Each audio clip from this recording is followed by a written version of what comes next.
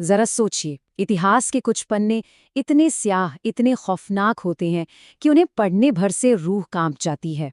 आज के इस विश्लेषण में हम एक ऐसे ही सच का सामना करने वाले हैं, एक ऐसा सच जिस पर यकीन करना मुश्किल है। हम बात कर रहे हैं द्वितीय विश्व युद्ध के दौरान इंपीरियल जापानी सेना की एक बेहद गुप्त और खौफनाक इकाई की, यूनिट 731। चलिए, बिना किसी देरी के इस डरावने इतिहास की गहराई में उतरते हैं। आगे बढ़ने से पहले स्क्रीन पर दी गई इस चेतावनी को गंभीरता से लेना बहुत जरूरी है।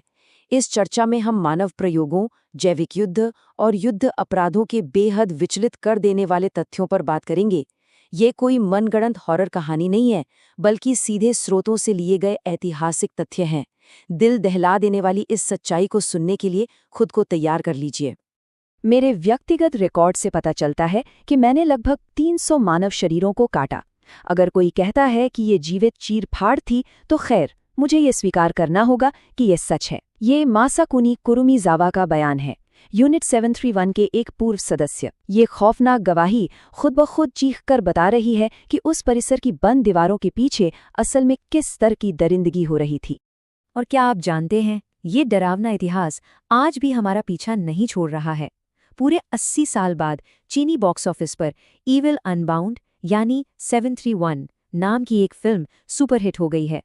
इस फिल्म ने यूनिट 731 के उस खौफनाक काले इतिहास को एक बार फिर से पूरी दुनिया के सामने ला खड़ा किया है।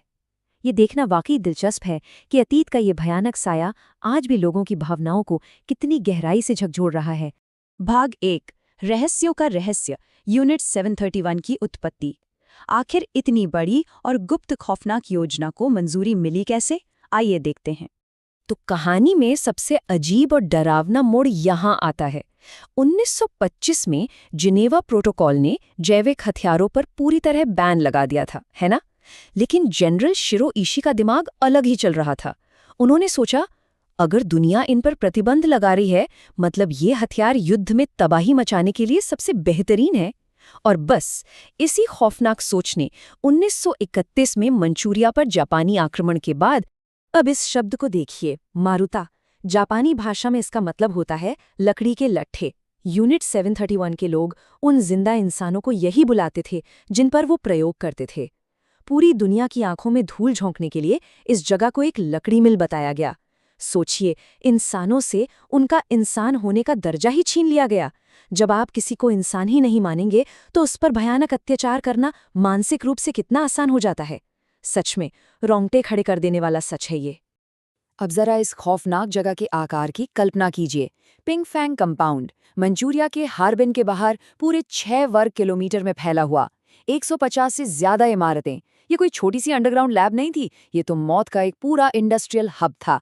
लैब्स, जेलें और जमीन के नीचे जानवरों की ब्रीडिंग के डरावने कमरे। और इसे चलाने वाले हजारों डॉक्टर और वैज्ञानिक। जनरल शिरो इशी के नेतृत्व में इनका सिर्फ एक ही मकसद था, ऐसे अदृश्य हथियारे तैयार करना जो बिना दिखे मौत बांट सकें। भाग 2, विज्ञान बिना नैतिकता के। कंपाउंड के अंदर, इस जगह के अंदर विज्ञान के नाम पर जो हुआ, उसने क्रूरता की सारी हदें पार कर दी। ये उन प्रयोगों की लिस्ट है जो इतिहास के पन्नों में दर्ज हैं। इंसान के शरीर में बीमारी कैसे फैलती है, ये देखने के लिए बिना बेहोश किए लोगों की चीर-फाड़ की गई।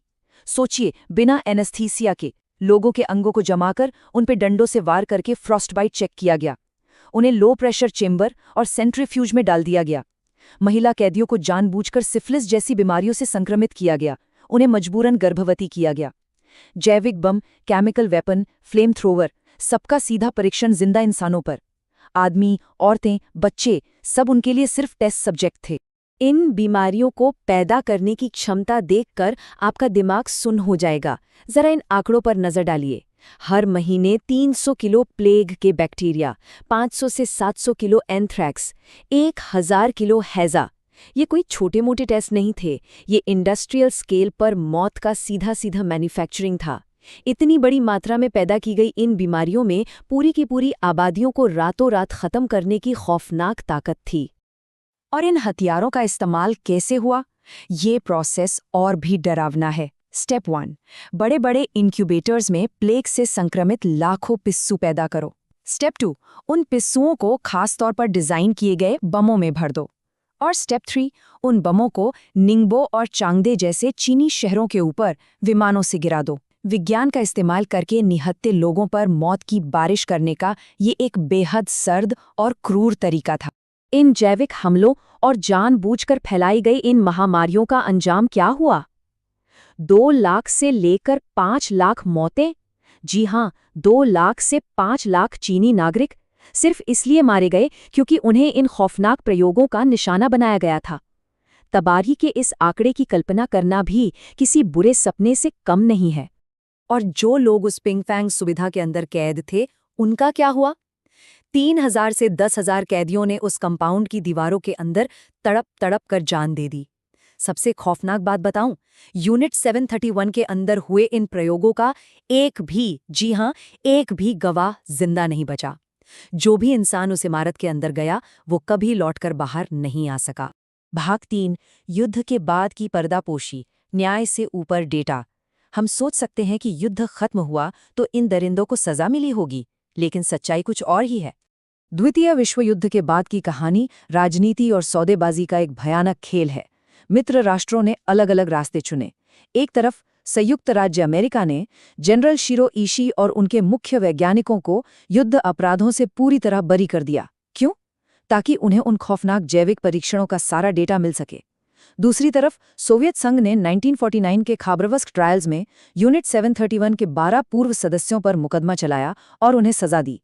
शीत युद्ध की आहट और जैविक हथियारों की होड़ ने न्याय को पूरी तरह से कुचल कर रख दिया था। अब सवाल ये है कि इतना बड़ा खौफनाक सच इतने दशकों तक दुनिया से छिपा कैसे रहा? क्योंकि अगस्त 1945 में जैसे ही सोवियत सेनाएं पास आने लगीं, यूनिट 731 ने पिंगफैंग कंपाउंड में बम लगा दिए और उसे उड़ा दिया। जो कैदी बचे थे, उन्हें मार डाला गया और सारे सबूत, सारे रिकॉर्ड्स जलाकर खाक कर दिए गए। सबूत मिटाने की इसी जल्दबाजी ने इस खतरनाक इतिहास पर सालों तक पर्दा डाले रखा। भाग 4, इतिहास और आधुनिक स्मृति, आज की विरासत। इतने साल बीत गए लेकिन इस डरावनी दास्तान का साया आज भी दुनिया की राजनीति पर मंडरा रहा है।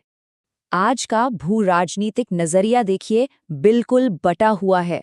चीन में स्कूलों और म्यूजियम्स में इस इतिहास को प्रमुखता से याद रखा जाता है ताकि लोग अपने उस राष्ट्रीय अपमान को न भूलें।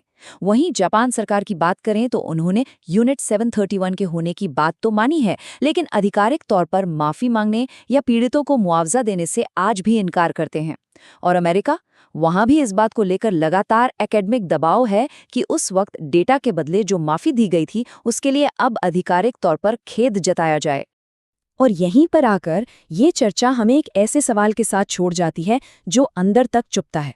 दशकों बीत जाने के बाद सच में नैतिक न्याय कैसा होना चाहिए? इतिहास ये कैसे सुनिश्चित कर सकता है कि उन लाखों बेगुनाह पीड़ितों को कभी भुलाया ना जाए? विज्ञान की नैतिकता और न्याय की ये तलाश आज भी जारी है, ताकि इंसानियत दोबारा कभी ऐसे डरावने अंधेरे में न खो जाए। Subscribe to Nick Entertainer for more videos.